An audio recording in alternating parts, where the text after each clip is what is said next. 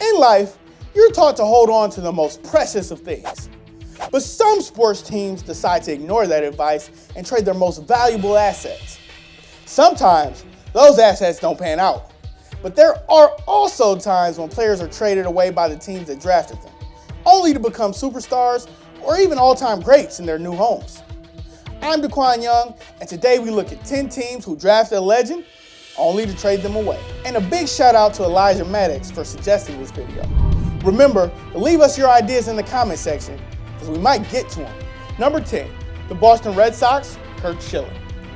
Yeah, most of you remember him as the 2004 World Series champion with the Boston Red Sox, and the bloody sock game he pitched in the ALCS that same year. Well, Boston's World Series-less drought could have ended before 2004. They originally drafted Schilling, but traded him to the Baltimore Orioles along with Brady Anderson. Those two alone combined for 9 All-Star games. Boston got Mike Boddicker in return, and he lasted just 3 years in Beantown. But Boston got Schilling back in 2004 and won 2 championships with him. All ended happily.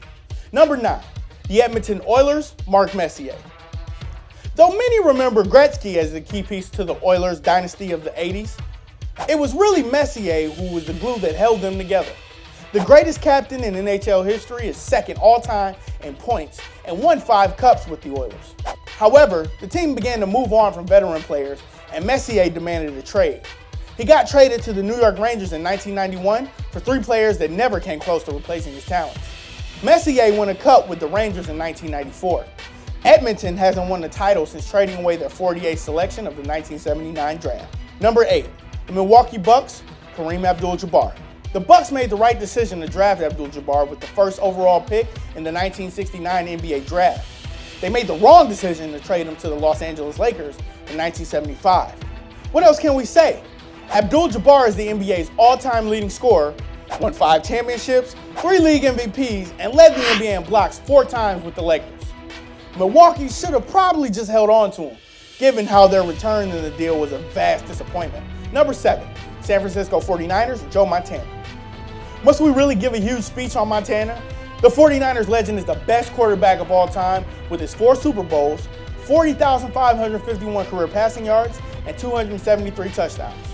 However, the 49ers had a luxury of having another quarterback named Steve Young, who became an icon of his own in San Fran. The 49ers stuck with Young, who was younger than Montana. The latter got traded to the Kansas City Chiefs in 1993, where he played his last 2 NFL seasons. Number 6, Seattle Supersonics, Scottie Pippen.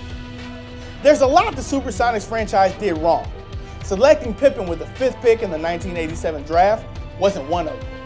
You all know Pippen. He was Michael Jordan's sidekick with the Chicago Bulls, winning 6 NBA championships and playing in 7 All-Star games. Well, the Sonics made a weird choice. Right after they drafted Pippen, they dealt him to the Bulls for Olden Polynice and multiple draft picks. If they kept the guy they drafted, would MJ's legend really be as big as we know it is today? Number 5, the Montreal Canadiens and Patrick Roy.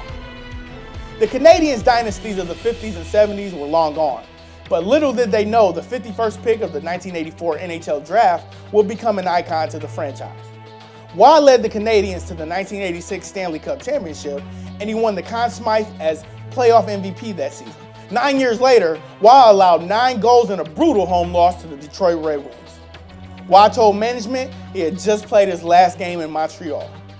The Habs traded him to Colorado for basically a juice box and a pizza coupon, and he'd go on to win 2 Stanley Cups with the Avalanche. Number 4, the Indianapolis Colts and Marshall Faulk. The Colts took Faulk with the 2nd overall pick in the 1994 NFL Draft. He rushed for over 1,000 yards in 4 of his 5 seasons in Indianapolis. Then, for some reason, the team decided not to team him up with legendary quarterback Peyton Manning any longer.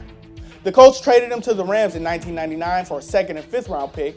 Faulk became a huge part of the Rams offense dubbed the greatest show on turf with Kurt Warner and Isaac Bruce. Faulk won 2 league MVPs with the Rams and helped them win Super Bowl 34. Number 3, the Charlotte Hornets and Kobe Bryant. You know how Kobe's a top 5 NBA player to ever live, with his 5 NBA championships, 18 All-Star game appearances, and 33,643 career points. The Charlotte Hornets had him when they took the Black Mamba with the 13th pick in the 1996 NBA draft. As the story goes, the Hornets didn't even want him, but agreed to draft and trade Bryant to LA well before the selection. Well, they basically handed the Lakers a dynasty. Well done, Charlotte. Number 2, Atlanta Falcons, Brett Favre. The Falcons don't have a Super Bowl to their name. The Packers won it all with Favre once, and another time with Aaron Rodgers. Maybe if the Falcons kept Favre, whom they drafted 33rd overall in 1991, then the Falcons would have had a bigger and better history. Alas, they traded Favre to Green Bay for a first-round pick in 1992. While there, he'd go on to win a Super Bowl, 3 league MVPs, and set the record for wins, touchdowns, and passing yards until Peyton Manning broke them. Number 1, the St. Louis Hawks and Bill Russell. The Hawks drafted Russell with the 2nd overall pick in the 1956 draft, only to flip him to the Celtics. All Russell did was win 11 NBA championships and 5 league MVPs in Boston, putting his name among the greatest athletes to ever live. Nobody in the NBA will ever come close to matching his 11 titles. Put it this way, Kobe and MJ combined for 11. Yeah, maybe the Hawks shouldn't have traded Russell. Did your team ever trade away a legend they drafted? Join us in the comments below. If you like this video and learned a thing or two, clicking the like button helps us out a ton and we truly appreciate it. If this is your first time coming around to Total Pro Sports though, subscribing is a great idea because we put out videos like this every single day. But as always, thanks for watching and we'll see you guys next time.